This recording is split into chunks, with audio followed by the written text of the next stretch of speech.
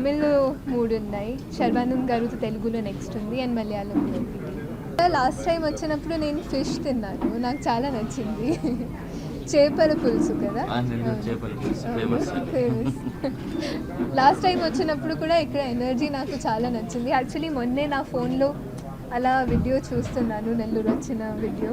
So అప్పుడు కూడా నాకు ఆ ఎనర్జీ మళ్ళీ ఫీల్ చేశాను, అండ్ ఈరోజు కూడా కింద ఉన్నప్పుడు మళ్ళీ ఆ ఎనర్జీ వచ్చింది. లాస్ట్ టైం నెల్లూరు వచ్చాను కదా,